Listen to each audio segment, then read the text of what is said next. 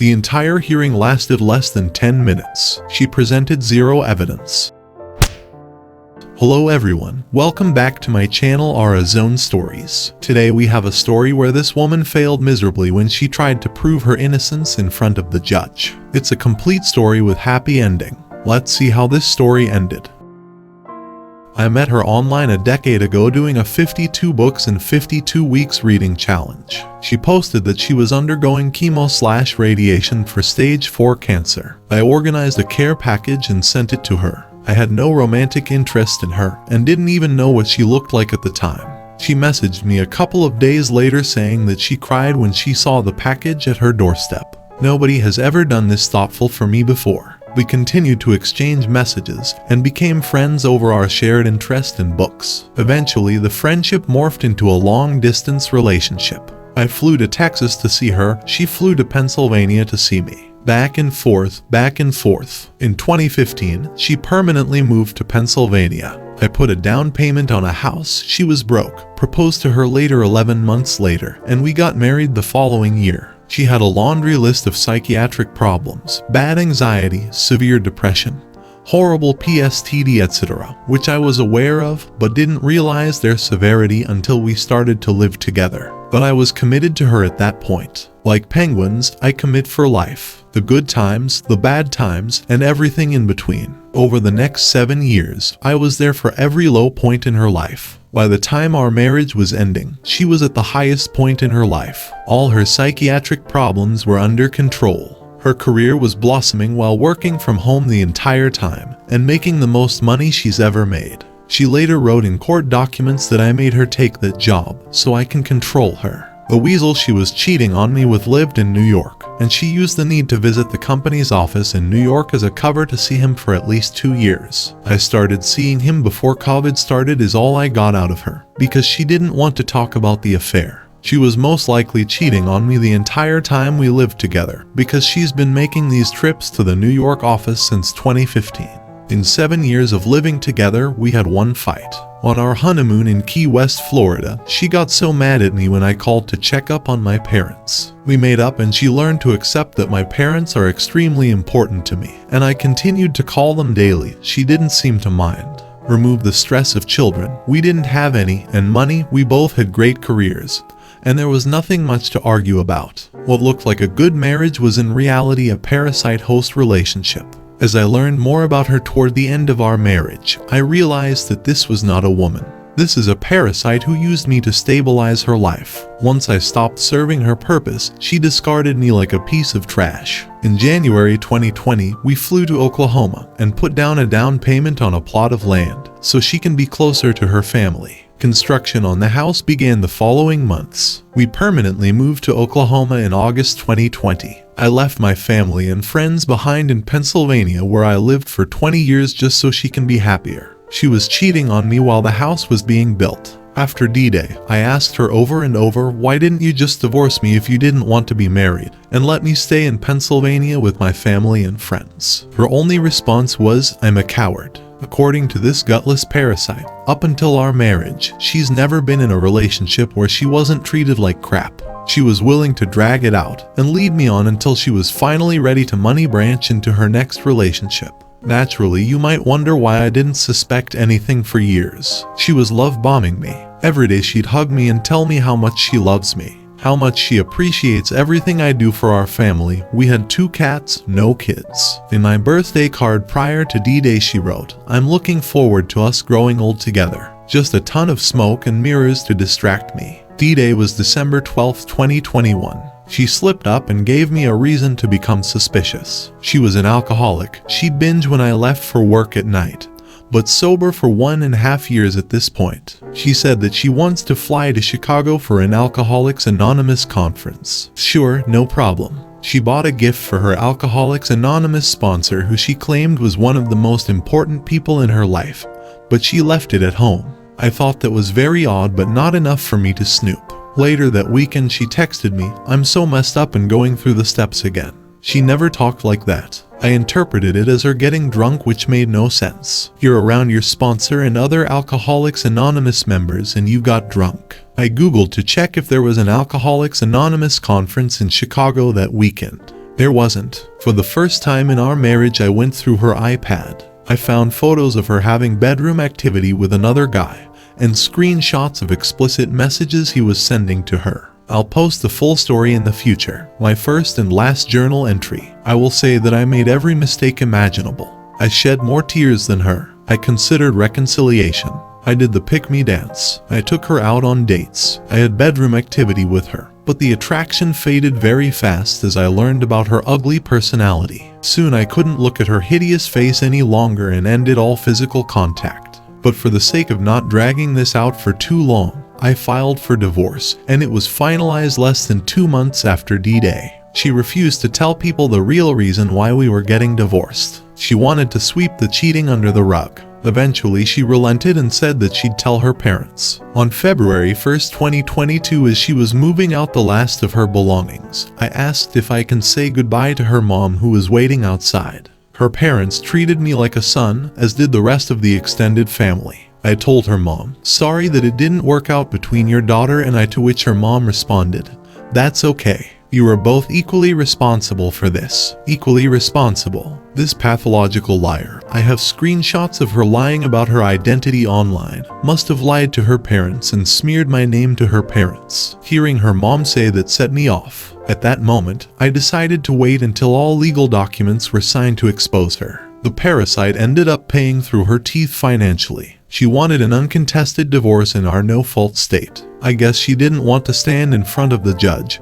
and talk about her cheating. I kept the fully furnished house and 70% equity. I kept the newer paid-off car. I kept the money. I was putting away every paycheck toward my parents' retirement with her approval. The moment she complained about the house equity split, I told her that I won't negotiate. Hire a lawyer. We are going to court to contest this. She didn't. I refinanced the house at a 2.75% fixed rate. What a steal. She went back to renting and signed a 1-year contract. The following month, the Fed began hiking interest rates to combat inflation.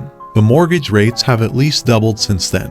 Because of that, she will end up paying tens of thousands of dollars more for waiting an extra year to buy a house. On March 7, 2022, I sent a 9-page email describing her cheating in explicit details to her entire immediate and extended family. 14 people in total. I spared the sweet little grandma from reading that smut, who are all devout Christians whose lives revolve around the church. I then contacted her manager at work and outed her cheating.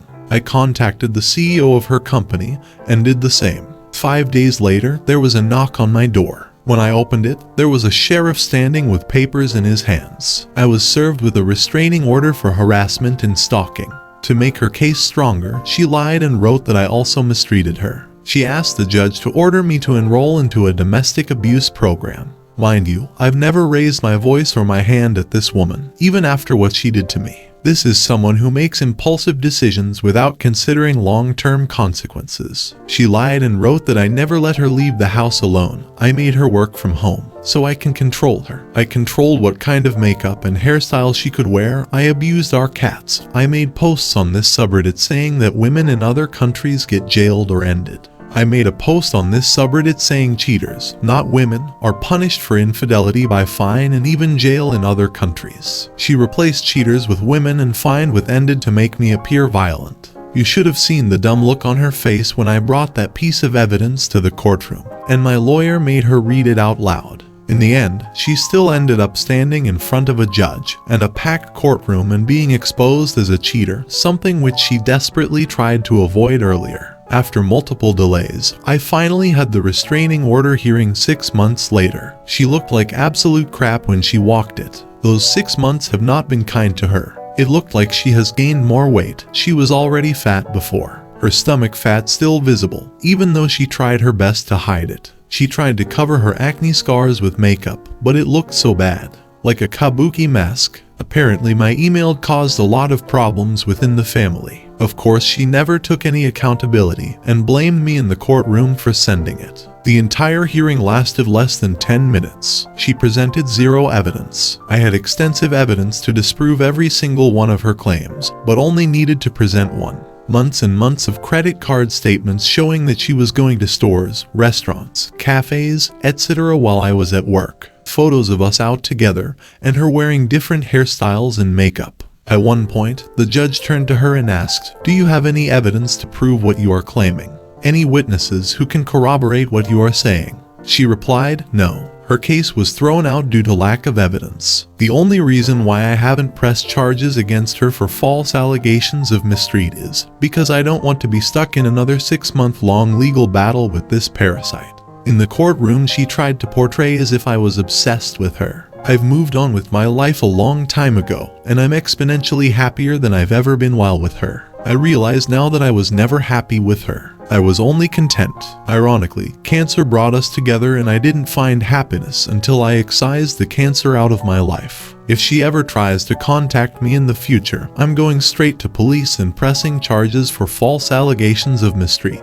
On the 1-year anniversary of D-Day, or Liberation Day as my friend calls it, I went out to celebrate. I celebrated because I averted a catastrophe by 11 days. A couple of weeks prior to D-Day, she and I were driving in the car. She turned to me and said, "I feel like you use me for bedroom activity, cooking, and laundry." Words cannot describe how horrible I felt as a husband. I felt like the worst husband in the world. I couldn't believe I made her feel that way. I pulled my mask up and tears started pouring down my cheeks. This is the first time I've ever cried in front of her. When we got home, she clarified that she feels like that because we don't share deep conversations. We talk about our daily life, but we don't have deep conversation. In retrospect, this parasite was projecting. In reality, she was using me the entire time. We had marriage therapy scheduled for December 23rd. 11 days prior, I discovered her cheating. I must have had a guardian angel watching over me. Otherwise, I'd be in therapy now working on ways to make her happy, while she is sneaking behind my back and cheating on me. 1 year ago, I discovered that the woman with whom I've been with for close to a decade was cheating on me. I posted on this subreddit 2 days after D-Day looking for support, because my support system was 1,000 miles away. I was so afraid to tell my parents. A year earlier, on Thanksgiving, my dad wrote that he is most thankful for one of his sons being settled in life, having a good career, and a family of his own. And once my brother has a family of his own, my mom and dad would succeed as parents. I honestly thought that my news would devastate them so much that they'd both end up in the hospital. Like many others, in my original post I blamed myself for her cheating. Why wasn't I a better husband, so she wouldn't feel the need to seek attention elsewhere? Thankfully, this group stepped in and collectively advised me to file for divorce. I follow this subreddit closely. To reciprocate for helping me through tough times, I will offer an update on my story. This one has a happy ending. Perhaps it will motivate you to go on your own journey of self-improvement, or provide the impetus to leave your cheating partner. Or at the very least, it will put a smile on your face reading about a cheater being exposed. After discovering her cheating, I was crushed. Self-esteem was gone. Self-worth, non-existent. I decided to go on a journey of self-improvement to find my self-esteem and self-worth again. What helped me to regain my self-esteem was setting goals, then going out and achieving those goals. My weight loss journey started a couple of weeks prior to D-Day. Her cheating kicked it into another gear. I joined a gym a couple of days after D-Day. Over the next 11 months, I lost close to 60 pounds. A little over a month after D-Day, I signed up on a whim to run a marathon.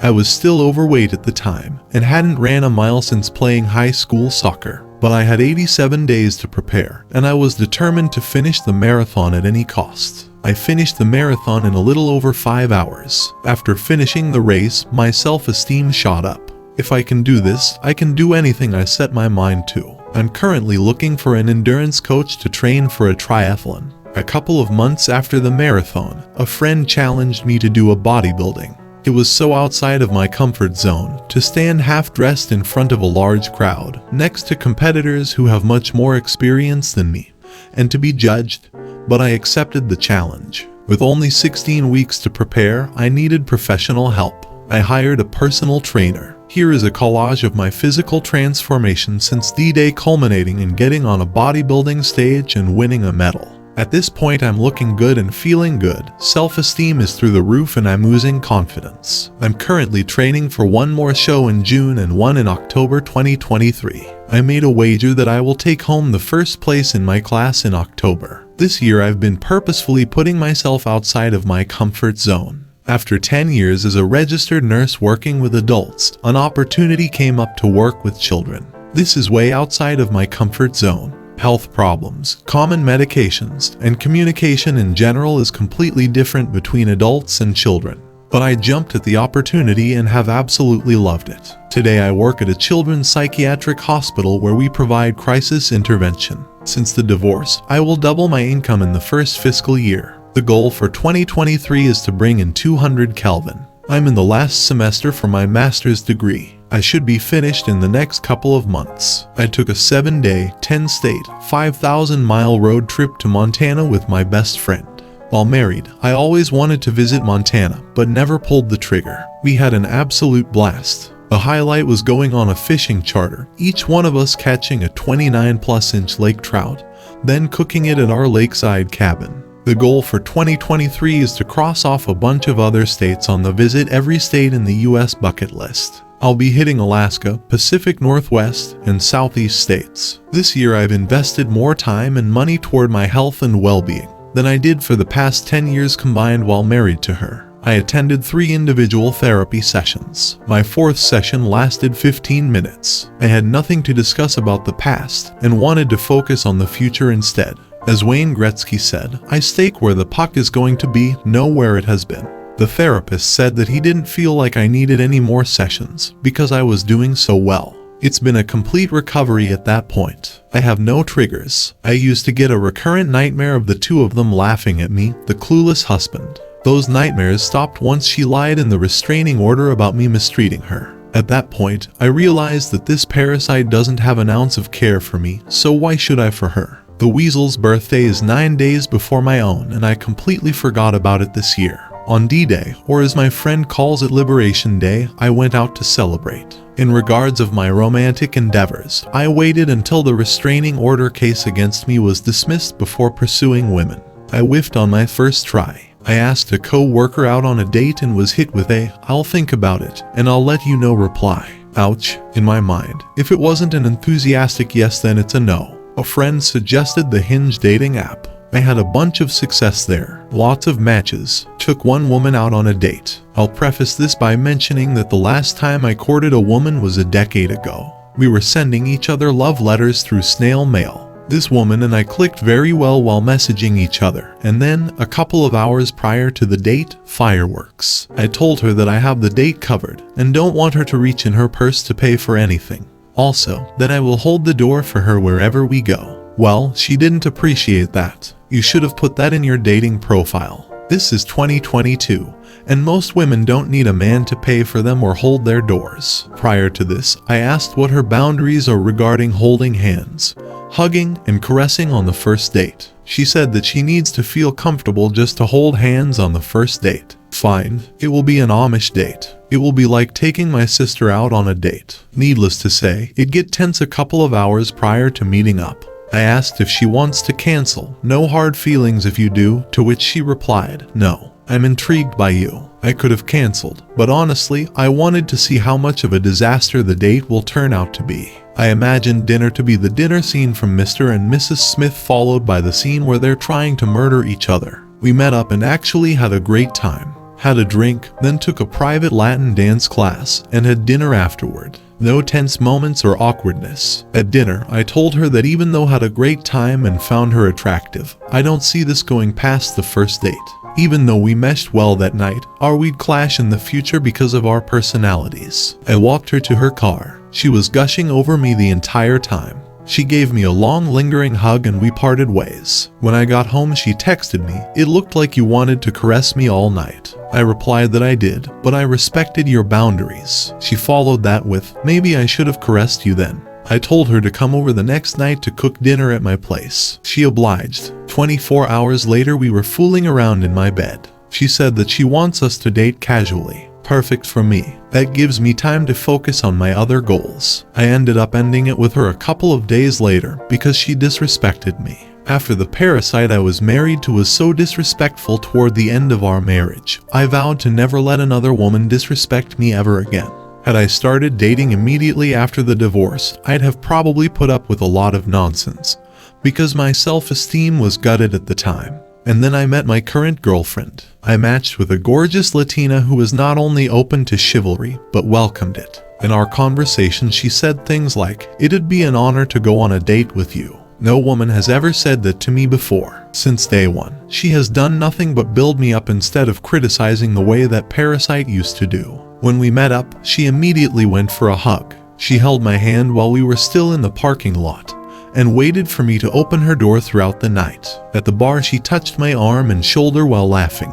We went dancing, and while she was so much more experienced as a dancer compared to me, I have no dancing experience and have 2 left feet. It felt so natural and crazy to dance with her. I didn't feel like a robot on the dance floor the same way I felt on the first date with the other woman. Our hands were all over each other, and she was caressing my neck as merringed all over the dance floor. At one point, the dance instructor left the room to let us do our thing. After dinner, I took her to my employee party because she loves to dance. I slipped the DJ a $20 and requested her song. We danced while everyone else watched us. She had a beaming smile from ear to ear and rubbing up against me all night like a female cat in heat. By the end of the night, she broke her own rule of no French caressing on the first date. She came over to my house 3 days later, and we've been seeing each other every day since then. We deleted our dating apps after the second date and have been in a committed monogamous relationship ever since. We were born half a world away from each other, yet our cultures are so similar. I didn't expect to find someone like her this soon. I thought that I'd date a bunch of women before settling down. I knew that she is the one I wanted to pursue when a very pretty redhead from Hinge finally matched with me, and I had no desire to open her message to read it. What a year it has been.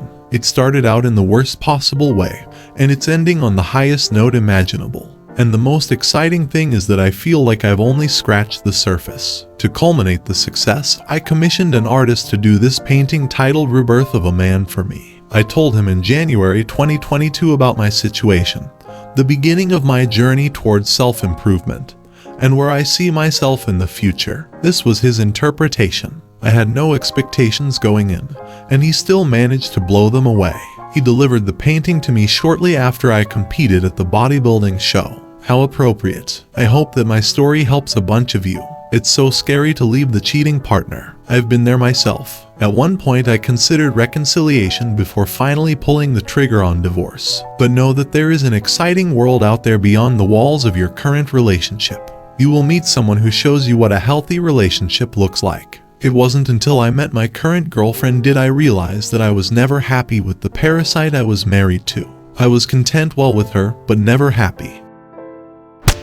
He has self-respect and he knows his value. I envy his physical transformation and his attitude about life. Men who try to stay with their wayward partners are often disappointed with the results. A famous first lady once said that, "Nobody can take your dignity from you without your consent." He should keep walking the path and never look back.